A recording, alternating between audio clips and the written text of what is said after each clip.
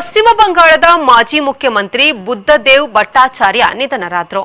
ವೃದ್ಧಾಪ್ಯ ಸಂಬಂಧಿತ ಕಾಯಿಲೆಗಳಿಂದ ಬಳಲುತ್ತಿದ್ದ ಅವರು ತಮ್ಮ ನಿವಾಸದಲ್ಲಿ ನಿಧನರಾದರು. ಅವರಿಗೆ 80 ವರ್ಷ ವಯಸ್ಸಾಗಿತ್ತು. ಅವರು ಪತ್ನಿ ಹಾಗೂ 2 ಪುತ್ರಿಯರನ್ನು ಅಗಲಿದ್ದಾರೆ.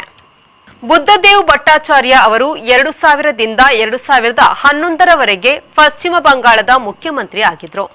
2011ರಲ್ಲಿ ಭಟ್ಟಾಚಾರ್ಯ ನೇತೃತ್ವದ ಸಿಪಿಐಎಂ ಪಕ್ಷ ವಿಧಾನಸಭಾ ಚುನಾವಣೆಯಲ್ಲಿ ಸೋಲುಂಡಿತು.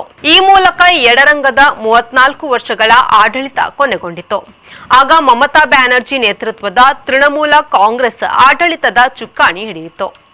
ಭಟ್ಟಾಚಾರ್ಯ ಅವರು 2015ರಲ್ಲಿ ಸಿಪಿಐಎಂ ಪಾಲಿಟ್ ಬ್ಯೂರೋ ಮತ್ತು ಕೇಂದ್ರ ಸಮಿತಿಯಿಂದ ಕೆಳಗಿಳಿದ್ರು.